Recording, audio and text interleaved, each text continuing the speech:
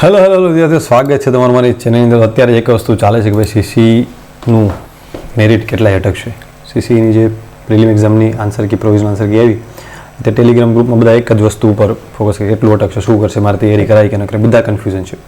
તો આ વિડીયોની અંદર આપણે થોડીક વાત કરશું કે ભાઈ કેટલું ઉપર હોય તો તૈયારી કરી શકો. તો પહેલાં તો આનું જે મેરિટ છે ને એનું એક્ઝેક્ટ પ્રિડિક્શન કરવું ખૂબ જ મુશ્કેલ છે. કોઈ પણ વ્યક્તિ એવું ન કહી શકે કે ભાઈ પરફેક્ટ આનું મેરિટ આટલું જ રહેશે. હા, એક અંદાજો લગાડી શકે અથવા તો એક એનાલિસિસ કરીને થોડુંક અંદાજો લગાડી શકાય કે ભાઈ આટલું આસપાસ રહી શકે ને આટલા પ્લસ તો સેફ જ છે, એવી રીતના આખું સમજાણું. એટલે એ આપણે વાત કરશું. એટલે એનાલિસિસ કરી કે ભાઈ કેટલા માર્ક થતા હોય તો તૈયારી કરાય, એ આપણે એક એનાલિસિસ કરી અને તમને કહેવાનું છે. એટલે કે ઉડધુડિયું એમ નહીં કે ભાઈ એટલા રહી શકે, કેમ કે એટલી બધી શિફ્ટ છે, કોના કેટલા માર્ક એ આપણે બધું ખબર ના પડે કે ભાઈ આ શિફ્ટ હાર્ડ હતી, ઇઝી હતી, આના એવરેજ માર્ક્સ કેટલા છે, આ છે તે. તો એક આપણે ટેલિગ્રામ ચેનલથી એક એનાલિસિસ છે, એના પરથી આપણે થોડીક અંદાજો લગાડશું કે ભાઈ એટલાનું આસપાસ તૈયારી કરાય. અને તૈયારી કરવી હોય તો કઈ રીતના કરી શકાય. હવે ગ્રુપ એની, ગ્રુપ બીની તો કઈ રીતના કરી શકાય એની તૈયારી, કયા સબ્જેક્ટને વધુ ભારણ આપવું જોઈએ, ટૂંકા સમયમાં શું રીતના, કઈ રીતના એક સ્ટ્રેટેજી પ્લાન છે, એના વિશે આપણે ડિસ્કસ કરવાના છે. તો પહેલાં તો એનાલિસિસ, કયું એનાલિસિસની વાત કરો છો. તો પહેલી વસ્તુ તો એક ટેલિગ્રામ ચેનલમાંથી મને આ પીડીએફ મળી. આ પીડીએફમાં મેં મારું નાખેલું હતું. રેન્ક મિત્રા કરીને ઓનલાઈન તમે નાખશો ને એટલે તમારા માર્ક કેટલા થઈ બતાવી દેશે અને તમને તમારી બેચ વાઇઝ તમને આખું આવી રીતના એનાલિસિસ આપશે કે ભાઈ કઈ બેચમાં કેટલા સ્ટુડન્ટ હતા, એમાં એવરેજ માર્ક્સ કેટલા થાય છે. તો અમે ટોટલ 32 થી 35,000 જણાએ પાર્ટિસિપેટ કર્યું છે, બરાબર. પોતાના માર્ક્સ આમાં અપલોડ કર્યા છે. એટલે એક અંદાજો આવી શકે ભાઈ કે 35,000 જણાની વચ્ચે જો આટલું રહી શકે તો કઈ રીતના આખું એક સિમ્પલી ખબર પડે એમ. તો આની અંદર બધાએ પોતાના માર્ક અપલોડ કરે એટલે એનું રેન્ક ને એવું બધું બતાવે, એટલે એમાંથી આખું આ એનાલિસિસ થયું છે. તો એનાલિસિસમાં આપણે જોઈએ કે ભાઈ કેટલાની વચ્ચે વધારે વાર જણા છે એ આમાંથી ખબર પડશે. આની પીડીએફ તમને શેર કરી દઈશ, આરામથી જોઈ લેજો. અને પછી શિફ્ટ વાઇઝ એવરેજ માર્ક્સ આપ્યા છે. તો આના પરથી એક આઈડિયા લગાડી શકાય. પહેલા દિવસની જે સવારની શિફ્ટ હતી ને એમાં એવરેજ માર્ક્સ 34 છે. એટલે તમને ખબર પડે કે ભાઈ આના એવરેજ માર્ક્સ 34, 428 જણે પાર્ટિસિપેટ લીધો એટલે એવરેજ માર્ક્સ ઓલમોસ્ટ સેમ જ રહી. 500 1000 આપે તો બહુ ડિફરન્સ ના પડે, કેમ કે પછી સ્ટુડન્ટો એમાં ઓલમોસ્ટ બધા વર્ગના આવી ગયા હોય, થોડું ઘણો ફરક લાગે. એટલે તમને ખબર પડી છે કે ભાઈ સૌથી અઘરી શિફ્ટ કહી શકાય. તો આ એનાલિસિસ પ્રમાણે વાત કરું તો એક્ઝામ ડેટ 1/4ની 6 થી 7ની શિફ્ટ હતી ને જે સાંજની, એમાં એવરેજ માર્ક્સ 33 જ થાય છે અને 361 જણે પાર્ટિસિપેટ કર્યું. એટલે એના માર્ક પરથી એમ લાગે કે ભાઈ આ એવરેજ આ શિફ્ટ થોડીક અઘરી હતી તો આનું માર્ક વધી શકે. એ રીતના તમારી શિફ્ટ આમાંથી જોવી કે ભાઈ જેમ કે મારી શિફ્ટ હતી 3/4ની, તો એમાં એવરેજ માર્ક્સ 37.600, 3 થી 4ની વચ્ચેની હતી 3/4/2024માં 37.617 માર્ક્સ છે. તો એવી રીતના તમે એવરેજ માર્કમાં ચેક કરી લેવો, બરાબર. એટલે તમને એક આઈડિયા આવશે મારે અઘરી શિફ્ટ મારે 40 ઉપર થાય, 50 ઉપર થાય, આના પર તમને આઈડિયા આવશે. હવે પછી હું તમને કહીશ કે ભાઈ કેટલા ઉપર હોય તો કરાય આની અંદર. પછી જો સૌથી સહેલી શિફ્ટ કહી શકીએ તો 9/5ની જે 9 થી 10ની શિફ્ટ છે એ સહેલી શિફ્ટ એટલે કહેવાય કે એના એવરેજ માર્ક્સ બધાને વધારે થાય, બધાને ઓલમોસ્ટ વધારે માર્ક થાય છે. તો આ રીતના આખું એક એનાલિસિસ પરથી એક આઈડિયા આવે. પછી બીજું આ પીડીએફમાં એક ખબર પડે કે ભાઈ 40 થી 45, 45 થી 50 વચ્ચે કેટલા જણા છે. તો કે ભાઈ 4222 જણા. એમાં સૌથી વધારે ક્યાં વચ્ચે જણા આવેલા છે? 4660 થી 80 વચ્ચે આવેલા છે ટોટલ સ્ટુડન્ટ આ બધા વચ્ચે. પણ એ બધાના માર્ક્સ છે, એમાં નોર્મલાઇઝેશન માર્ક્સ નથી, એટલે ટૂંકમાં આઈડિયા આવી શકે. તો આ એક આખું રો સ્કોર છે. પછી અહીંયા આપણે ખબર પડીએ કે ભાઈ સૌથી વધારે ક્યાં 40 ઉપરના માર્કમાં તો 19,935 છે, 30 થી 40 વચ્ચે 26,000 છે. આ રીતના આખું એનું છે શેડ્યુલ, આમાંથી માર્ક ખબર પડી જાય. તો હવે આના પરથી શું આઈડિયા આવે આખું જોઈએ ને એના પરથી ખબર પડીએ કે ભાઈ તમને એક તો ઘણા બધા સ્ટુડન્ટો બોલાવવાના છે. એટલે મારા મત મુજબ છે ને એક વસ્તુ કહેવાય 45+ વાળા તો ઓલમોસ્ટ ગ્રુપ બી માટે તો સેફ મને તો લાગે છે. તો હવે 40+ વાળાને સાહેબ કહે તો મારે કંઈ નહીં કરવાનું એવું નથી.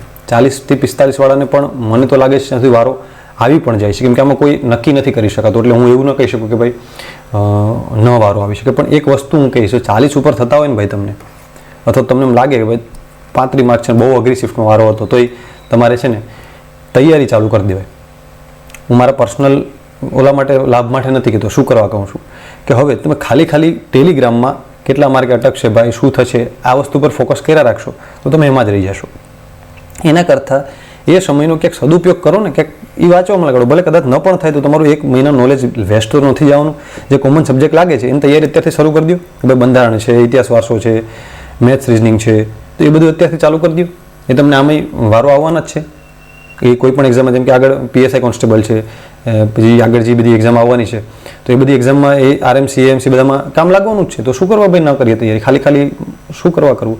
તમને બીજું બધું મૂકીને બાકી તમે આનામાં પડ્યા રહેશો ને તમને ટેન્શન આવી હશે કે ભાઈ હવે આમાં શું કરવું યાર, કેટલા થાય છે. તો આ અઠવાડિયું જ્યાં સુધી તમને ફાઇનલ રિઝલ્ટ નહીં આવશે ને ત્યાં સુધી એકને એક ડાઉટ રહેશે જ તમને.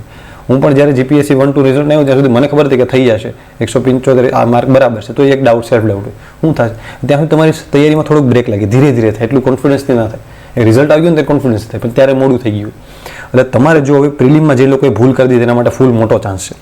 પ્રિલિમમાં જેણે ભૂલ કરી એને એક સારો ચાન્સ છે કે ભાઈ ભૂલ થઈ ગઈ હવે યાહોમ કરીને પડી જવાનું છે. પ્રિલિમ માર્ક ગણાવવાના નથી, ભલે મને 45 માર્કે જાય પણ હું ગ્રુપ બીમાં એવું મસ્ત તૈયારી કરીને કે જેને 80 માર્કે આવ્યા હોય ને એના કરતાં મેન્સમાં વધારે માર્ક લાવી દઈશ. બીજું કંઈ નથી કરવાનું. હોય ભૂલ એકવાર મોકો આપ્યો ભગવાને તો ચાલુ કરી દેવાનું. એ આજ નહીં તો કાલની એક્ઝામમાં તમારી તૈયારી માટે કામ લાગશે. એટલે એ બધું ભૂલી જાઓ. ખાલી ખોટો ટાઈમ વેસ્ટ કરવા કરતાં ક્યાંક ને ક્યાંક પ્રોડક્ટિવ જગ્યાએ એને આપો. આજ નહીં તો કાલ તમારે આ તૈયારી કામ લાગશે જ, સમજો. તમે એટલું વિચારો. પણ એ બધું સાઈડમાં મૂકીને તમને ગમે એટલું તમે સિક્યોર હશે ને તમને 50 માર્ક થતા ને તો એ એક સેલ્ફ ડાઉટ બધાને હશે, યાર મારો વારો આવશે કે નહીં. એટલે તમારી તૈયારીમાં થોડોક બ્રેક તો લાગશે. એ મારો પર્સનલ અનુભવ બને છે કે થોડુંક આમ થશે યાર આ થોડુંક કરું કે નહીં, પણ એ વસ્તુ ભૂલી જાઓ કે જેટલા થાય મને 40 પણ થાય ને કંઈ વાંધો નહીં, આમાં વારો નહીં આવે બીજામાં આવશે. માર્કને સાઈડમાં મૂકો. ટેલિગ્રામ ચેનલને હમણાં એવું હોય તો એ ગ્રુપ ચેટને બધાને મ્યુટ કરી અને પડી જાવ ચાલુ ભાઈ મારે પહેલાં આ વસ્તુ કરવી છે. ગ્રુપ બી એટલે ફાઇનલ છે, કરી જ નાખવું છે એ રીતના. હવે મને લાગે છે કે 60+ વાળાને કદાચ ગ્રુપ એમાં 100% વાળો હોય છે. 50થી 55+ વાળાનો પણ આવી શકે, પણ આમાં તો હમણાં શ્યોરિટી કહી તો પછી કાલ સવારે મારી ઉપર આવશે કે તમે તો કીધું તો આવું તેવું. આમાં તો હું કોઈ પ્રકારનું પ્રિડિક્શન મારી જ નથી શકતો, પણ તમારી સામે જે છે એ જ હું તમને કહું. જેટલી તમને ખબર છે એટલી જ મને ખબર. તમે આ સીટ જોઈને તમે જે એનાલિસિસ કરી શકો, મારું માઇન્ડ એ જ એનાલિસિસ કરી શકશે. એટલે આપણે મેં કોઈ એવો ડિફરન્સ નથી. હા, બીજી બધી એક્ઝામ અલગ હતી કે એક જ પેપર બધા વચ્ચે વેચાયેલું હોય, હું પોતે આપું, મેં બધી એક્ઝામ આપેલી હોય એટલે મને એક્સપિરિયન્સ હોય. આમાં તો મારો પહેલી એક્સપિરિયન્સ હતો એટલે આ વસ્તુ પોસિબલ નથી.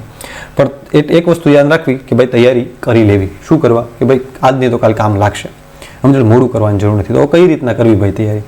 તો ગ્રુપ બી માટે હું તમને સજેશન આપી શકીશ. ગ્રુપ એ માટે સજેશન આપી શકું એમ નથી, કેમ કે હું પોતે મેન્સની તૈયારી કરું છું, ખોટું મારે ફાંકા મારવા નથી. તો હવે ગ્રુપ બીની તૈયારી કરવી હોય ને તો બે ઓપ્શન છે તમારી પાસે.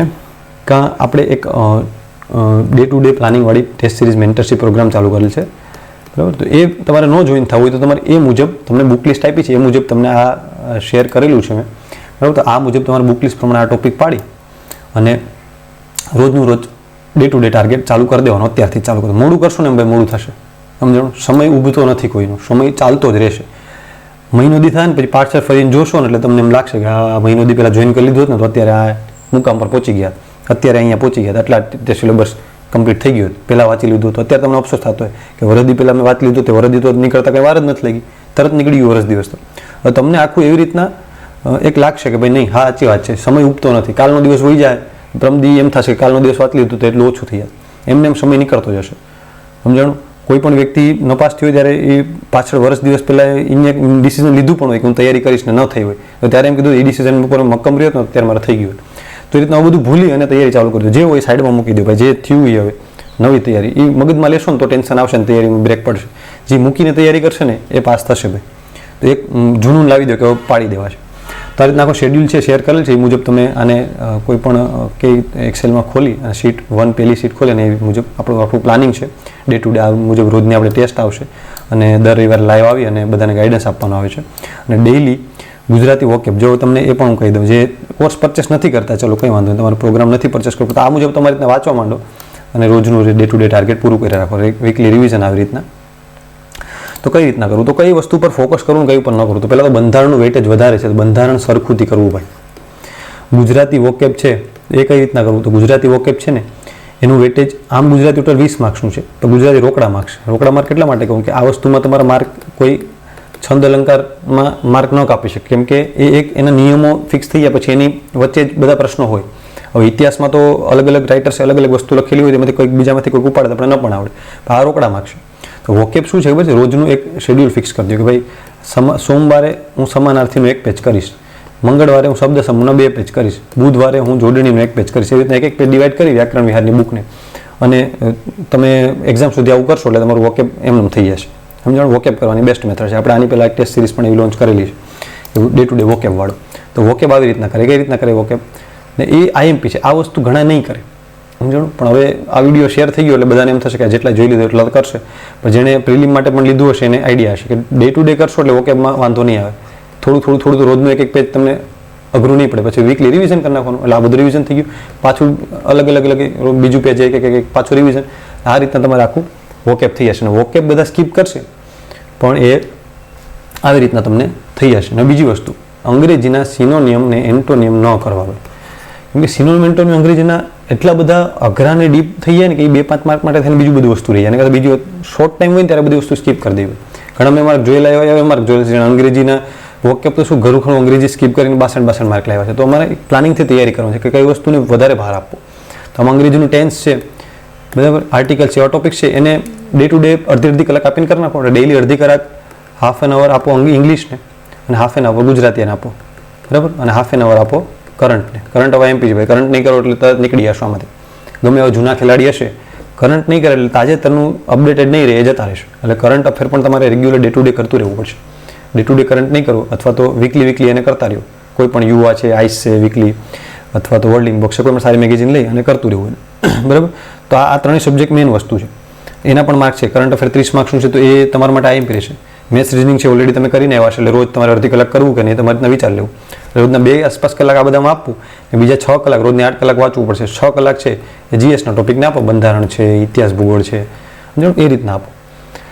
અને બંધારણ જીએસમાં વધારે પર બંધારણને આપો, વધારે વેટેજ વાળું છે એટલે બંધારણને કંઈ માર્ક ખોટો નહીં પડવા દેવાનો ભાઈ, સમજાણું. પછી ગુજરાતીમાં 20માંથી પૂરેપૂરા લાવવાની ટ્રાય કરો, 19 આવે તોય ચાલે, આવી શકે, તમને ખબર છે.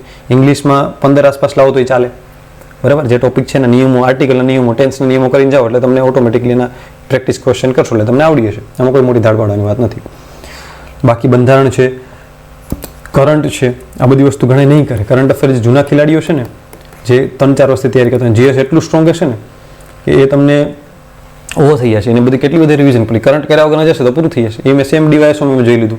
તમે ઘણા કહેશો કે ડીવાયએસઓ ક્લાસ 1-2 તમારે ડીવાયએસઓની પ્રિલિમ ન નીકળે, ક્લાસ 1-2ની કેમ નીકળી ગઈ? ડીવાયએસઓ કરંટ કર્યા વગરનું ગયો હતો. કરંટ જરાય કર્યું જ નહોતું કેમ કે ત્યારે મારે સમથિંગ રીઝન હતું. એ રીઝન તો શેર કરવાની કોઈ મતલબ નથી. ઇલેક્શનમાં ઓર્ડર ને આ તેને બધું હતું તો એ માટે ત્યારે એફએલસી ચાલતું હતું ને આ બધું.